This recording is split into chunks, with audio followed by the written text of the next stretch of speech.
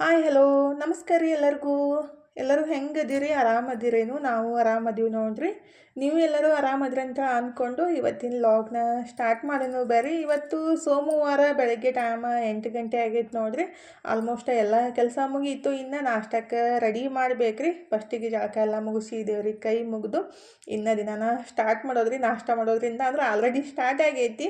ಮತ್ತು ನಮ್ಮ ಸಬ್ಸ್ಕ್ರೈಬರ್ ದೇವರುಗಳಿಗೂ ನಮಸ್ಕಾರ.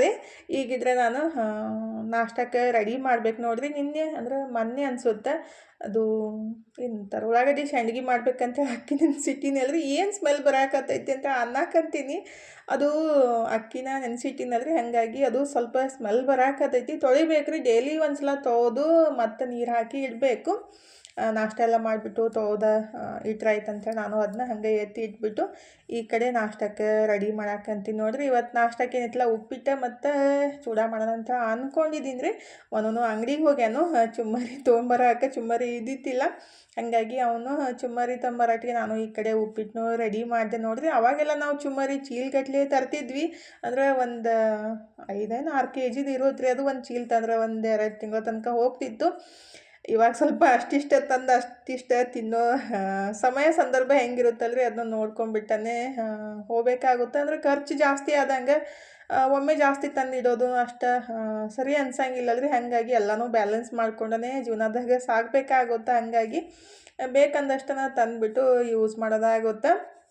ಈಗಿದ್ರೆ ಮನೆ ಹೋಗಿ ಚುಮ್ಮರಿ ಶೇಂಗಾ ಹಾಲು ಅದು ತೊಗೊಂಡು ಬಂದಿದ್ದಾರೆ. ಅದನ್ನೂ ಎತ್ತಿಟ್ಬಿಟ್ಟು ಈ ಕಡೆ ಉಪ್ಪಿಟ್ಟನು ರೆಡಿ ಆಗಿತ್ತ. ಚುಮ್ಮರಿ ರೆಡಿ ಮಾಡಾಕಂತೀನಿ ನೋಡ್ರಿ. ನನ್ನ ಮಕ್ಕಳಿಗೆ ಏನೈತಿಲ್ಲ ಚುಮ್ಮರಿ ಉಪ್ಪಿಟ್ಟು ಅಂದರೆ ಜಾಸ್ತಿ ಇಷ್ಟ ಆಗುತ್ತೆ. ಅಂದ್ರೆ ಈಗ ಮಾಡಿಬಿಟ್ಟು 15-20 ದಿವಸನೇ ಆಗಿ ಹೋಗಿರ್ಬೇಕ್ರಿ. ಹಾಗಾಗಿ ಇವತ್ತು ಮಾಡಂತ ಅಂದ್ಕೂಡಲೇ ನಾನು ಬಿ ಉಪ್ಪಿಟ್ಟು ಫಸ್ಟಿಗೆ ರೆಡಿ ಮಾಡಿದ್ದೆ ರೀ. ಈ ಕಡೆ ಚುಮ್ಮರಿಗೂ ಒಗ್ಗರಣೆ ಹಾಕಾಕಂತೀನಿ ನೋಡ್ರಿ. ಸ್ವಲ್ಪ ಚುಮ್ಮರಿ ಏನಿಲ್ಲ ಭಾಳ ದಿವಸ ತಂದಿಟ್ಬಿಟ್ರೆ ಸ್ಮೆಲ್ ಬರ್ತಾವ್ರಿ. ಅದನ್ನೇ ನೋಡಾಕತ್ತಿದ್ದೆ, ಆದರೂ ಸ್ವಲ್ಪ ಲೈಟಾಗಿ ಸ್ಮೆಲ್ ಇದ್ದು ಅಂದರೆ ಆ್ಯಕ್ಚುಲಿ ಬಿಸಿಲಿಗೆ ಇಡಬೇಕು. ಬಿಸಿಲಿಗೆ ಇಟ್ಬಿಟ್ರೆ ಹಾರ್ಕೊಂಡೇ ಹೋಗ್ತಾವ್ರಿ. ಜಾಸ್ತಿ ಗಾಳಿ ಐತಲ್ಲ, ಹಾಗಾಗಿ ಈ ಥರ ಚುಮ್ಮರಿಕ್ಕಿಂತ ನನಗೆ ಕೊಲ್ಲಾಪುರ ಚುಮ್ಮರಿ ಜಾಸ್ತಿ ಇಷ್ಟ ಆಗ್ತಾವ್ರಿ. ಮನಗೆ ಅದನ್ನೇ ಹೇಳಿದ್ದೆ ನಾನು. ಆದ್ರೂ ಜವಾರಿ ಚುಮ್ಮರಿ ತಂದಾದ್ರೆ ಇವು ಚುಮ್ಮರಿ ಸೂಸ್ಲ ಮಾಡೋಕೆ ಬೆಸ್ಟ್ ಆಗ್ತಾವ್ರಿ. ಚೂಡ ಮಾಡೋಕೆ ಏನಿಲ್ಲ ಬೇರೆ ಒಂದು 4-5 ಥರ ಚುಮ್ಮರಿ ಸಿಗ್ತಾವೆ, ಅದನ್ನ ಬಳಸ್ಬೋದು. ಆದರೆ ಈ ಜವಾರಿ ಚುಮ್ಮರಿ ಏನಿಲ್ಲ ಸೂಸ್ಲ ಮಾಡೋಕೆ ಮಾತ್ರ ಇವನೇ ಬೆಸ್ಟ್ ರೀ. ಈಗ ಫೈನಲಿ ಚುಮ್ಮರಿ ಒಗ್ಗರಣೆನೂ ಹಾಕಿ ಹಸನ್ ಮಾಡಿ ಮಿಕ್ಸ್ ಮಾಡಾಕಂತೀನಿ ನೋಡ್ರಿ. ಎಲ್ಲ ಆದಮೇಲೆ ಲಾಸ್ಟ್ ಏನಿಲ್ಲ ಒಂದು ಸ್ವಲ್ಪ ಸಕ್ಕರೆ ಪುಡಿ ಹಾಕಿಬಿಟ್ರೆ ಸಖತ್ತಾಗಿ ಟೇಸ್ಟ್ ಬರುತ್ತೆ ರೀ. ಅಂದರೆ ಸ್ವೀಟಾಗಿರುತ್ತೆ, ತಿನ್ನಕ್ಕೆ ಭಾಳ ಮಸ್ತ್ ಆಗುತ್ತೆ ರೀ. ಹಾಗಾಗಿ ಈ ಥರ ಮಾಡಿಬಿಟ್ರೆ ನಮ್ಮ ಮನ್ಯಾಗ ಎಲ್ಲರಿಗೂ ಇಷ್ಟ ಆಗೋದು. ಅಂದರೆ ಸಕ್ಕರೆ ಪುಡಿ ಹಾಕಿ ಮಾಡಿಕೊಟ್ರೆ ಅಂದರೆ ಕೆಲವೊಬ್ರಿಗೆ ಸ್ವೀಟ್ ಇಷ್ಟ ಆಗಂಗಿಲ್ಲ. ಆದರೆ ನಮ್ಮ ಮನ್ಯಾಗ ಸ್ವಲ್ಪ ಸ್ವೀಟ್ ಇಷ್ಟಪಡ್ತಾರೆ ಎಲ್ಲದಕ್ಕೂ ರೀ. ಹಂಗಾಗಿ ಸಕ್ಕರೆ ಪುಡಿ ಹಾಕಿ ರೆಡಿ ಮಾಡಬೇಕು. ರೆಡಿ ಮಾಡಿ ನಾಷ್ಟನೂ ಎಲ್ಲ ಮುಗಿಸ್ಬಿಟ್ಟು ನನ್ನ ಮಗಳಿಗೆ ಚಹಾ ಬೇಕಾಗಿತ್ತಂತ. ಅಂದರೆ ಕೆಲವೊಂದು ಸಲ ಕೇಳ್ತಿರ್ತಾರೆ. ಹಾಗಾಗಿ ಇವತ್ತು ಚಹಾ ಮಾಡಿರಿ ಮಮ್ಮಿ ನಾಷ್ಟ ಅದು ಕೊಡಲಿ ಅಂತ ಅಂದ್ಲು. ಅದಕ್ಕಾಗಿ ಚಹಾ ರೆಡಿ ಮಾಡಾಕಂತೀನಿ ನೋಡ್ರಿ. ಮತ್ತು ನಾನು ಚಹಾ ಮಾಡಿದ್ದು ಜಾಸ್ತಿ ಇಷ್ಟನೂ ಆಗಲ್ಲ. ಅಂದ್ರೆ ತನಗೆ ಜಾಸ್ತಿ ಸ್ವೀಟ್ ಬೇಕಾಗುತ್ತೆ. ನನಗೆ ಅಷ್ಟೊಂದು ಸ್ವೀಟ್ ಇಷ್ಟ ಆಗಂಗಿಲ್ಲ ರೀ. ಲೈಟಾಗಿದ್ರೇ ನಂಗೆ ಬೆಸ್ಟ್ ಅನಿಸುತ್ತೆ. ಆದ್ರೂ ಸ್ವಲ್ಪ ಮ್ಯಾಲೆ ಸಕ್ಕರೆ ಹಾಕಿ ಕೊಟ್ಟೆ ರೀ. ಈಗಿದ್ರೆ ಅದನ್ನೇ ಮಿಕ್ಸ್ ಮಾಡ್ಕೊತ ಇದ್ಲು. ಜಾಸ್ತಿ ಹಾಕಿರಿ ಮಮ್ಮಿ ಅಂತೇಳಿ ಚಾನ ನನಗೆ ಸ್ವಲ್ಪ ಮತ್ತು ಚಮಚದಲ್ಲೇ ಹಾಕಾಕತ್ತಿದ್ಲು. ಫೈನಲಿ ಚಾನು ಕುಡಿದ್ಬಿಟ್ಟು ಅರ್ಬಿನೂ ತೊಳೆದೆ ನೋಡ್ರಿ ಮುಂಜಾನೆ. ಸ್ವಲ್ಪ ಪ್ಯಾಂಟ್ ಅದು ಜಾಸ್ತಿ ಇದ್ದು, ಹಾಗಾಗಿ ಮುಂಜಾನೆ ತೊಳೆದ್ಬಿಟ್ರೆ ನೀಟಾಗಿ ಒಣಗ್ತಾವೆ. ನಮಗೂ ಟೆನ್ಷನ್ ಇರೋಂಗಿಲ್ಲ ರೀ. ಇದೊಂದು ಕೆಲಸ ಮುಗೀತಿಲ್ಲ ನನಗೆ. ಏನೋ ಒಂಥರ ಭಾರ ಕಮ್ಮಿ ಆದಂಗೆ. ಅರ್ಬಿ ಇದ್ಬಿಟ್ರೆ ಯಪ್ಪ ಅರ್ಬಿ ಅದಾವಲ್ಲ ತೊಳಿಬೇಕಲ್ಲ ಅನ್ನೋ ಒಂದು ಟೆನ್ಷನ್ ಅಂತೂ ಇದ್ದೇ ಇರುತ್ತಲ್ಲ ರೀ ಹೆಣ್ಮಕ್ಳಿಗೆ. ಅಂದರೆ ಎಲ್ಲ ಕೆಲಸಕ್ಕಿಂತ ಅರ್ಬಿ ತೊಳೆಯೋದೊಂದು ಕೆಲಸ ಐತಲ್ಲ ಜಾಸ್ತಿ ಟೆನ್ಷನ್ ಅಂತ ಅನ್ನಿಸ್ತಾ ಇರ್ತೈತಿ. ಹಾಗಾಗಿ ತೊಳೆದ್ಬಿಟ್ರೆ ಟೆನ್ಷನ್ ಇರೋಂಗಿಲ್ಲ ಅಂತ ಅರ್ಬಿನೂ ಎಲ್ಲ ತೊಳೆದು ಹಾಕಿ ಬಿಟ್ಟೆ ನೋಡ್ರಿ. ವಿಡಿಯೋ ಎಡಿಟ್ ಮಾಡಿ ಅಪ್ಲೋಡ್ ಮಾಡಿ ಸ್ವಲ್ಪ ಮೊಬೈಲ್ ನೋಡಿ ಇವಾಗ ಟೈಮ್ 1:30-2 ಗಂಟೆ ಆಗಿತ್ತು ರೀ. ಅದನ್ನ ಇನ್ನೂ ಸ್ವಲ್ಪ ಚುಮ್ಮರಿ ಇದ್ದು ನನ್ನ ಮಗ ಒಂದು 2 ಸಲ ತಿಂದಿದ್ದ. ಹಾಗಾಗಿ ಸ್ವಲ್ಪ ಮಿಕ್ಕಿದ್ದು ನನಗೆ ಅದೇ ಥರ ತಿನ್ನೋಕೆ ಇಷ್ಟ ಆಗಂಗಿಲ್ಲ ರೀ. ಇನ್ನು ಅಡುಗೆ ಮಾಡಬೇಕು. ಈ ಕಡೆ ಅನ್ನಕ್ಕೂ ಇಟ್ಟಿದ್ದೆ. ಅನ್ನ ಮತ್ತು ಇವತ್ತು ಒಂದು ಸಿಂಪಲ್ ಹಸಿ ಗೊಜ್ಜು ರೆಡಿ ಮಾಡ್ತೀನಿ ರೀ. ಎಣ್ಣೆ ಗ್ಯಾಸ್ ಏನೂ ಬೇಕಾಗಿಲ್ಲ. ಆ ಥರ ಸಿಂಪಲ್ಲಾಗಿ ಒಂದು ರೆಸಿಪಿನ ಮಾಡ್ತೀನಿ. ಅದಕ್ಕೆ ಅನ್ನಕ್ಕೆ ಅದು ಬೆಸ್ಟ್ ಆಗುತ್ತೆ ರೀ. ಅದಕ್ಕಾಗಿ ಅದನ್ನೂ ರೆಡಿ ಮಾಡೋಕೆ ಅಂದ್ರೆ ಅನ್ನಕ್ಕೆ ಇಟ್ಟಿದ್ದೆ.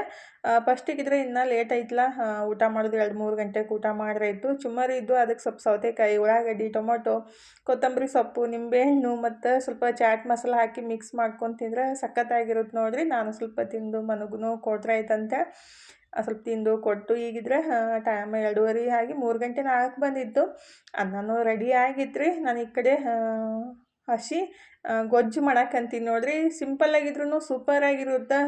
ಬಿಸಿ ಅನ್ನಕ್ಕೆ ತುಪ್ಪ ಮತ್ತು ಈ ಥರ ಗೊಜ್ಜು ಹಾಕ್ಕೊಂಡು ತಿಂದುಬಿಟ್ರೆ ಅಂದ್ರೆ ರಸಮ್ ಆದರೂ ಅನ್ಬೋದು, ಗೊಜ್ಜಾದ್ರೂ ಅನ್ಬೋದು. ಒಟ್ಟಿನಲ್ಲಿ ಹುಣಸೆ ಹಣ್ಣು ಈ ಥರ ಬಳಸ್ಬಿಟ್ಟು ಮಾಡಿಬಿಡ್ಬೋದು. ಭಾಳ ಮಸ್ತ್ ಇರುತ್ತೆ. ಇವಾಗಂತೂ ಫ್ರೆಶ್ ಹುಣಸೆ ಹಣ್ಣು ಸಿಗುತ್ತಲ್ರಿ, ಹಾಗಾಗಿ ಒಂದ್ಸಲಾರೆ ಇದನ್ನ ಮಾಡ್ಕೊಂಡು ತಿನ್ನಬೇಕು. ಸಖತ್ತಾಗಿರುತ್ತೆ, ಬಾಯಿಗೆ ರುಚಿನೂ ಕೊಡುತ್ತೆ.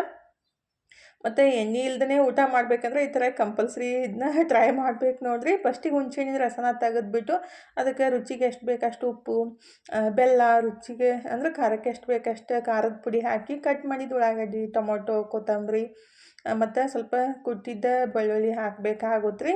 ಬೇಕಂದ್ರೆ ಒಗ್ಗರಣೆ ಹಾಕ್ಬೋದು, ಹಾಕ್ಲಿಕ್ಕೂ ನಡೀತೈತೆ ರೀ. ಒಟ್ಟಿನಲ್ಲಿ ಗ್ಯಾಸ್ ಹಚ್ಚಿದ್ರೆ ಈ ಥರ ಮಾಡಿಬಿಡ್ಬೋದು, ಸೂಪರಾಗಿರುತ್ತೆ.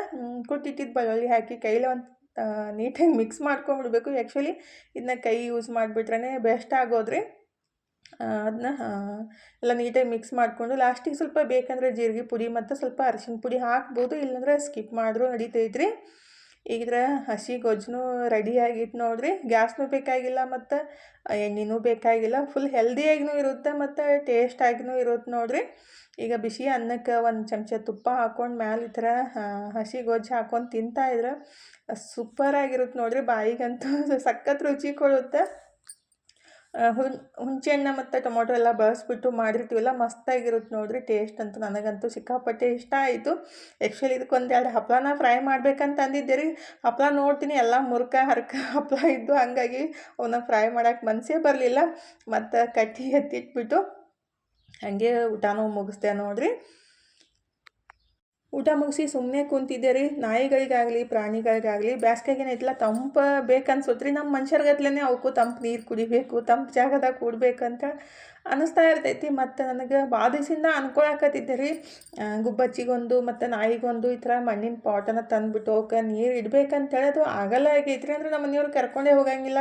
ಏನರ ಅರ್ಜೆಂಟಾಗಿ ಹೋಗಿರ್ತೀವೋ ಕಾಯಿಪಲ್ಲೆ ತರಮ್ದಾಗ ಹೋಗಿ ಬಂದುಬಿಟ್ಟಿರ್ತೀವಿ.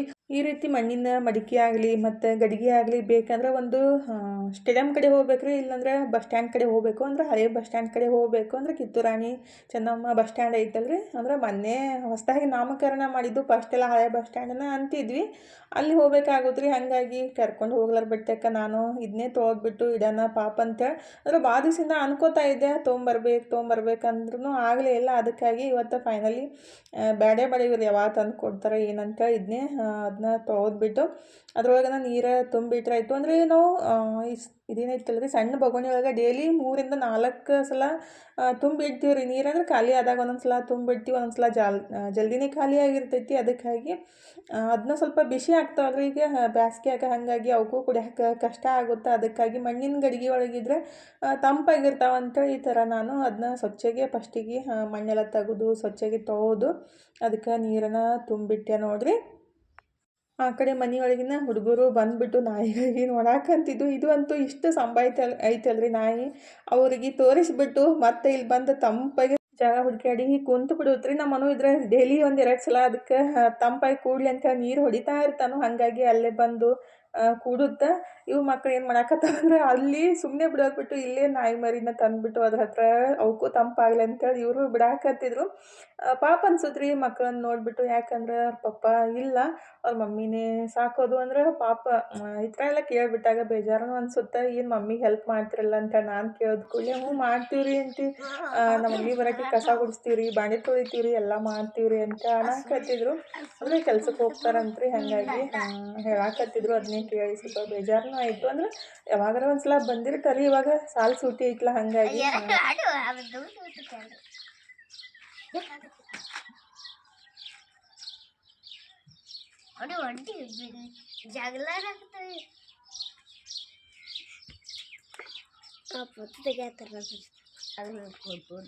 ತಗೊಂಡು ಹೋಗ್ತಾರ ಫೋಟೋ ತಗೊಂಡ್ಬಿಡಪ್ಪ.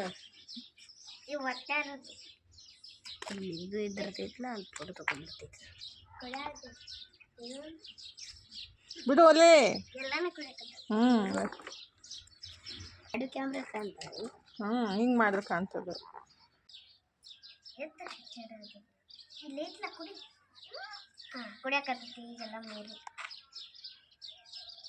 ನಾನು ಮಕ್ಕಳ ಸಂಗಟ ಸ್ವಲ್ಪ ಹೊತ್ತು ಟೈಮ್ ಸ್ಪೆಂಡ್ ಮಾಡಿಬಿಟ್ಟು ಮತ್ತು ಬಂದು ತಲೆ ಇಕ್ಕೊಂಡು ಕೈಕಾಲು ಮುಖ ತಕ್ಕೊಂಡು ದೇವ್ರ ಮುಂದೆ ದೀಪ ಹಚ್ಚಾಕಂತೀನಿ ನೋಡ್ರಿ. ಟೈಮ್ 6 ಗಂಟೆ ಆಗಿ ಹೋಗಿತ್ತು. ಹಾಗಾಗಿ ದೇವ್ರ ಮುಂದೆ ದೀಪ ಹಚ್ಬಿಟ್ಟು ಮತ್ತು ಈ ಕಡೆ ಚಹಾ ಮಾಡಕ್ಕೂ ಇಟ್ಟಿದ್ದೆ ರೀ. ಆ್ಯಕ್ಚುಲಿ ಚಹಾ ಕುಡಿಬಾರ್ದಂತ ಅನ್ಕೊತೀನಿ, ಟೈಮ್ ಪಾಸ್ ಆಗ್ಲಾರ್ದಕ್ಕೆ. ಮತ್ತು ಏನು ಮಾಡೋದಪ್ಪ ಅಂತ ಅನ್ನಿಸ್ದಾಗ ಒಂದೊಂದು ಸಲ ಮಾಡ್ಕೊಂಡು ಕುಡಿತಾ ಇರ್ತೀನಿ ರೀ. ಬೆಳಗ್ಗೆ ಖಾಲಿ ಹೊಟ್ಟೆ ಒಳಗೆ ಮಾತ್ರ ಚಹಾ ಆಗಲಿ ಕಾಫಿ ಆಗಲಿ ಕುಡಿಬಾರ್ದು. ಕುಡಿಬೇಕು ಅನಿಸಿದ್ರೆ ಬ್ಲ್ಯಾಕ್ ಕಾಫಿ ಅಥವಾ ಗ್ರೀನ್ ಟೀ ಮತ್ತು ತರಕಾರಿ ಜ್ಯೂಸ್ ಆ ಥರ ಮಾಡ್ಕೊಂಡು ಕುಡಿಬೋದು ರೀ. ಬೆಳಗ್ಗೆ ಖಾಲಿ ಹೊಟ್ಟೆ ಒಳಗೆ ಏನಿಲ್ಲ ಗ್ರೀನ್ ಟೀ ಮತ್ತು ಬ್ಲ್ಯಾಕ್ ಕಾಫಿ ಕುಡಿಯೋಕೆ ಇಷ್ಟ ಇಲ್ಲ ಅಂದರೆ ಸೌತೆಕಾಯಿ ಜ್ಯೂಸ್ ಮತ್ತು ಬೂದುಕುಂಬಳಕಾಯಿ ಜ್ಯೂಸ್ ಮತ್ತು ಸೋರೆಕಾಯಿ ಜ್ಯೂಸ್, ಬೀಟ್ರೂಟ್ ಜ್ಯೂಸ್, ಹಾಗಲಕಾಯಿ ಜ್ಯೂಸ್, ಕೆಲವೊಂದು ಜ್ಯೂಸ್ಗಳು ಅದಾವೆ ರೀ. ಬೆಳಗ್ಗೆ ಖಾಲಿ ಹೊಟ್ಟೆ ಒಳಗೆ ಡೈಲಿ ಒಂದೊಂದು ಜ್ಯೂಸ್ ಕುಡಿಯೋದು ಭಾಳ ಬೆನಿಫಿಟ್ ಐತೆ ನೋಡಿರಿ. ಅಂದರೆ ನಮಗೇನು ಕುಡಿದವ್ರಿಗೆ ಆರಾಮ ತಪ್ಪಂಗಿಲ್ಲ, ರೋಗ ಬರೋಂಗಿಲ್ಲ ಅಂತೇನಿಲ್ಲ ರೀ. ಆದಷ್ಟು ಸದ್ಯಕ್ಕೆ ನಾವು ಸ್ವಲ್ಪ ಹೆಲ್ದಿಯಾಗಿದ್ದೀವಪ್ಪ, ಯಾವುದೇ ಟ್ಯಾಬ್ಲೆಟ್ ತೊಗೊಳಾರ್ದೆ ಅಂತ ಅನಿಸ್ಬಿಟ್ರೆ ಸಾಕ್ರಿ. ಬೆಳಗ್ಗೆ ಖಾಲಿ ಹೊಟ್ಟೆ ಒಳಗೆ ಚಹಾ ಮತ್ತು ಕಾಫಿ ಕುಡಿಯೋದ್ರಿಂದ ಪಿತ್ತ ಆಗೋದು ಮತ್ತು ಒಂಥರ ತ್ರಾಸ ಆಗೋದು, ಹೊಟ್ಟೆ ಒಳಗೆ ಉರಿಯೋದು ಆ ಥರ ಆಗ್ತೈತಲ್ರಿ. ಹಾಗಾಗಿ ಹೇಳಿದಷ್ಟೇ ರೀ. ಅವ್ರವ್ರ ಇಷ್ಟ, ಕುಡಿಯೋಕೆ ಇಷ್ಟ ಇದ್ರೆ ಕುಡಿಬೋದು. ನನಗೆ ಅನಿಸಿದ್ದೆ ನಾನು ಹೇಳಿದ್ದೀನಿ ಅಷ್ಟೇ ರೀ. ಇವಾಗಿದ್ರೆ ಕೆಲವೊಂದು ಸಲ ನಾನು ನಾಷ್ಟ ಆದಮೇಲೆ ಕುಡಿತಾ ಇರ್ತೀನಿ ರೀ. ಉಪವಾಸ ಇದ್ದಾಗ ಬೆಳಗ್ಗೆ ಒಂದು ಸಲ ಕುಡಿತಾ ಇರ್ತೀನಿ. ಅಂದರೆ ಆದಷ್ಟು ವಾರದಾಗ 1 ಸಲ 2 ಸಲ ಆ ಥರ ಕುಡಿಯೋದು ಓಕೆ ರೀ. ಡೈಲಿ ಬೆಳಗ್ಗೆ ಎದ್ದ ಕೂಡಲೇ ಒಂದೊಂದು ದೊಡ್ಡ ದೊಡ್ಡ ಗ್ಲಾಸ್ಲಿ ಚಹಾ ಕಾಫಿ ಕುಡಿಯೋದು, ಅದ್ರಾಗ ಸ್ವೀಟ್ ಅಂತೂ ಇಷ್ಟು ಹಾಕಿಬಿಟ್ಟು ಕುಡಿತಾರಲ್ಲ ಒಬ್ಬೊಬ್ಬರಂತೂ ಫುಲ್ ಅದೇನು ಪಾಕ ಆದಂಗೆ ಆಗಿರ್ತೈತಿ. ಅಷ್ಟು ಸ್ವೀಟ್ ಕುಡಿಯೋಕ್ಕಿಂತ ಸ್ವಲ್ಪ ಸಕ್ಕರೆ ಅಥವಾ ಬೆಲ್ಲ ಹಾಕ್ಕೊಂಡು ಕುಡಿಬೋದು.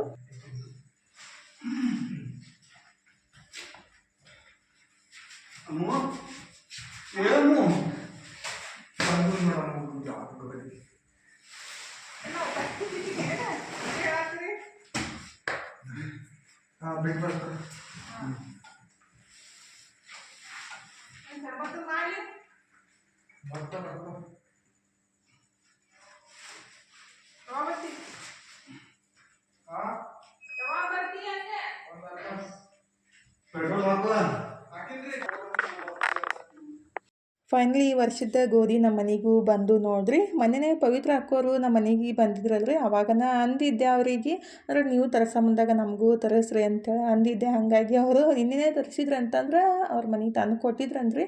ಅಂದರೆ ನಾವು ಕೆಲವೊಂದು ಸಲ ಅಡ್ತಿಗೆ ಹೋಗಿ ತೊಗೊಂಡು ಬರ್ತೀವಿ, ಕೆಲವೊಂದು ಸಲ ರೈತರಿಂದ ಡೈರೆಕ್ಟಾಗಿ ತೊಗೊಳೋದ್ರಿ. ಅಂದರೆ ಈ ಥರ ತೊಗೊಂಡಾಗ ನಮಗೂ ಯೂಸ್ ಆಗುತ್ತೆ ರೀ ಮತ್ತು ಅವರಿಗೆ ಯೂಸ್ ಆಗುತ್ತೆ. ಅಂದರೆ ನಾವು ಅಡ್ತಿಗೆ ಹೋಗಿ ತರೋದ್ರಿಂದ ಸ್ವಲ್ಪ ಅಮೌಂಟ್ನೂ ಜಾಸ್ತಿ ಆಗುತ್ತೆ ರೀ. ಹಾಗಾಗಿ ಫೈನಲಿ ತಂದು ಇಟ್ಟರು.